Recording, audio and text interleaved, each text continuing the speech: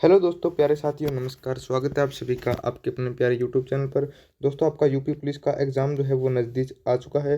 तो उसके लिए जो मैं पेपर के जो प्रश्न लेकर आया हूँ 150, ये आपको ज़रूर देखने हैं। पेपर के अंदर ये प्रश्न पूछे जाएंगे। तो चलते हैं, शुरू करते हैं अपनी क्लास का पहला प्रश्न। आप लोग देखिएगा। भारत में पाए गए प्रारंभिक आदि मानव के साक्ष्य कितने पुराने हैं? प्रारंभिक आदि मानव के साक्ष्य कितने पुराने हैं दोस्तों? तो वो है 5 लाख वर्ष पुराने। कितने पुराने? 5 लाख वर्ष पुराने। अगला प्रश्न देखिएगा। सिंधु घाटी सभ्यता के सर्वाधिक स्थल कहाँ खोजे गए? सिंधु घाटी सभ्यता के सर्वाधिक स्थल जो है वो कहाँ पर खोजे गए हैं? गुजरात में। कहाँ पर है दोस्तों? गुजरात में। ऑप्शन नंबर सी। पाटलिपुत्र निम्नलिखित में से किस नदियों के संगम पे बसा है? पाटलिपुत्र किन नदियों के संगम पर बसा हुआ है? गंगा और सोन नदी। ऑप्शन नंबर सी को लॉक करेंगे। याद रखिएगा, पेपर में पूछा जाएगा। 18 फरवरी के पेपर में पूछा जाएगा। तो दोस्त, जो वीडियो को लास्ट तक देखेगा उसके वर्दी इस बार पक्की होगी। इतिहास में चोल शासक किस प्रकार के प्रशासन के लिए प्रसिद्ध है? चोल शासन किस शासक के लिए प्रसिद्ध है? ग्राम प्रशासन के लिए, यानी कि इनकी ग्राम प्रशासन व्यवस्था जो थी वो बढ़िया थी। तो ऑप्शन नंबर डी जो है वो सही आंसर हो जाएगा। महमूद गजनवी ने भारत पर कितनी बार आक्रमण किया था? महमूद गजनवी ने भारत पर 17 बार आक्रमण किया था। कितनी बार? 17 बार। विजयनगर साम्राज्य की राजधानी कहाँ थी? विजयनगर साम्राज्य की राजधानी थी दोस्तों हम्पी। कौन सी थी? Hampi. Option number A. Mahabat Khan Noor Jahan की विजय के क्या कारण थे? महावत खां की सेना में राजपूत सैनिकों की लोकप्रियता, नूरजहां का धैर्य, साहस एवं दूरदर्शिता, महावत खां में सैनिक गुणों का अभाव, या शहजादे खुर्रम की नूरजहां को समय पर मिली मदद। तो इसमें से कौन सा ऑप्शन सही हो जाएगा? ऑप्शन नंबर 1 और ऑप्शन नंबर 2 ये सही हो जाएगा। तो ऑप्शन नंबर बी जो है आपका राइट आंसर हो जाएगा। चलिए अगला प्रश्न देखिएगा। निम्नलिखित में से किस कंपनी का महाधिकार पत्र कहा जाता है? किसे कंपनी का महाधिकार पत्र कहा जाता है? फर्रुख शेयर फरमान को। फर्रुख शेयर फरमान को। राज्य जिसके साथ लॉर्ड वेलेस्ली ने सहायक संधि करी थी, वह राज्य जिसके साथ लॉर्ड वेलेस्ली ने सहायक संधि करी थी वो हैदराबाद, मैसूर और तंजौर, ये तीनों राज्य थे। तो ऑप्शन नंबर डी जो है आपका राइट आंसर हो जाएगा। देश के प्रथम राष्ट्रपति कौन थे? डॉक्टर राजेंद्र प्रसाद। आपसे प्रश्न पूछ सकता है। किस अधिवेशन में कांग्रेस की अध्यक्षता करने का अवसर प्राप्त हुआ था? तो वो हुआ था 49वें अधिवेशन में। ठीक है। गांधी जी द्वारा शुरू की गई साप्ताहिक पत्रिका कौन सी थी? गांधी जी ने कौन सी साप्ताहिक पत्रिका शुरू की थी? Young India. कौन सी करी थी? Young India. ऑप्शन नंबर ए राइट आंसर हो जाएगा। कोयला खानों का राष्ट्रीयकरण किस वर्ष किया गया? कोयला खानों का राष्ट्रीयकरण किस वर्ष किया गया था? 1971 ईस्वी में। 1971 ईस्वी में। फ्यूहरोर उपाधि किसे दी गई? फ्यूहरोर उपाधि हिटलर को दी गई। किसको? हिटलर को। किसका आयोजन लंदन में हुआ था? प्रथम गोलमेज, द्वितीय गोलमेज, तृतीय गोलमेज। तो इन तीनों का जो आयोजन है वो लंदन में हुआ था। तो ऑप्शन नंबर डी जो है उसको हम करेक्ट आंसर कर देंगे। किसने कर्जन वायली की हत्या कर दी? किसने कर्जन वायली की हत्या कर दी थी? तो वो थे Madan Lal Dhingra. Madan Lal Dhingra. Option number C. प्रकाशीय तथा विद्युत चुंबकीय विकिरण उत्सर्जित करने वाला खगोलीय पिंड क्या कहलाते हैं? तो वो क्या कहलाते हैं? तारे। इनको क्या बोलते हैं? तारे। ठीक है। सूर्य के पश्चात पृथ्वी के सर्वाधिक निकटतम तारे से पृथ्वी पर प्रकाश कितने समय में पहुंचता है? सूर्य के बाद में। अच्छा, सूर्य के बाद में जो तारे से पृथ्वी पर प्रकाश है वो कितने समय में पहुंचता है? 4.2 वर्ष में। 4.2 वर्ष में। याद रखिएगा, ये प्रश्न आप लोगों से पूछ सकता है भाई। वह बिंदु जिस पर एक वस्तु सूर्य के चारों ओर दीर्घवृत्ताकार रूप में यात्रा करते हुए सूर्य के समीप आ जाती है उसे बोलते हैं पेरीहेलियन। पेरीहेलियन, ठीक है। संसार का सबसे बड़ा ब्लॉक पर्वत कौन सा है? संसार का सबसे बड़ा ब्लॉक पर्वत जो है वो है सियरा नेवेदा। Sierra Nevada. सुंडागर्त अवस्थित है। सुंडागर्त कहाँ पर है दोस्तों? सुंडागर्त आपका हिंद महासागर में है। सुंडागर्त कहाँ पर है?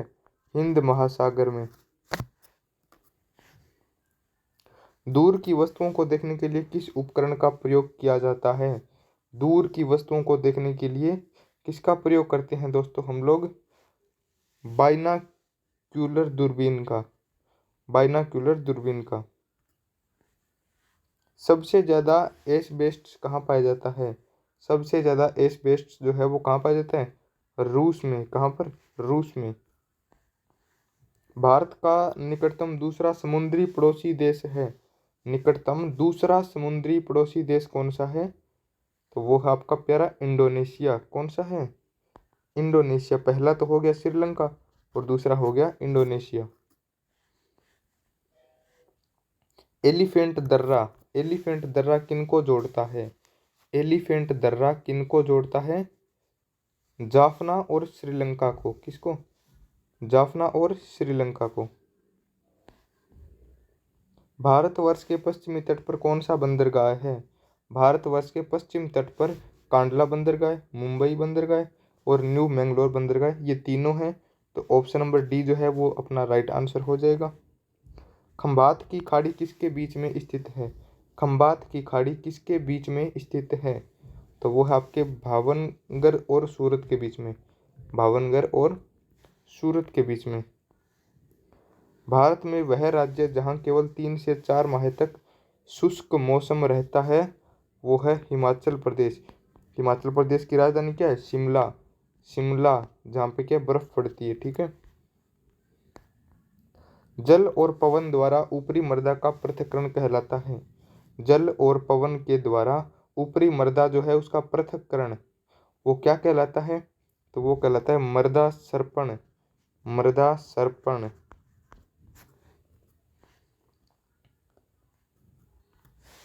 सिमलीपाल अभयारण्य कौन से राज्य में है? सिमलीपाल अभयारण्य बिहार में स्थित है। कौन से राज्य में है? बिहार में।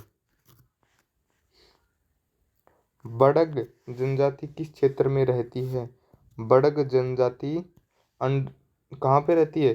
आंध्र प्रदेश और तेलंगाना में रहती है? जी नहीं। तो ये बड़ग जनजाति कहाँ पर रहती है? तमिलनाडु की नीलगिरी पहाड़ियों में। तमिलनाडु की नीलगिरी पहाड़ियों में बड़ग जनजाति निवास करती है। अच्छा, अगला प्रश्न देखो। किस अधिनियम के द्वारा भारत के गवर्नर जनरल को वायसराय कहा जाने लगा? किस अधिनियम के द्वारा भारत के गवर्नर जनरल को वायसराय कहा जाने लगा? तो वो कौन सा था? वो था भारत शासन अधिनियम 1858। निम्नलिखित में से कौन भारतीय संविधान की विशेषता है? संसदीय प्रणाली, बिल्कुल। संघात्मक विशेषता, सार्वभौमिक वैश्विक मताधिकार। तो ये तीनों जो है ये अपने भारत के संविधान की विशेषता है। तो ऑप्शन नंबर डी जो है वो राइट आंसर हो जाएगा।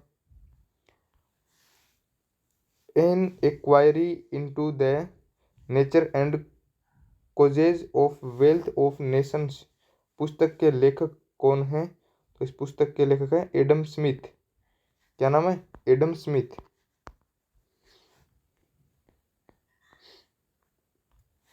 मूल संविधान के कौन से अनुच्छेद में समान नागरिक संहिता की परिसंकल्पना जो है वो सम्मिलित की गई है?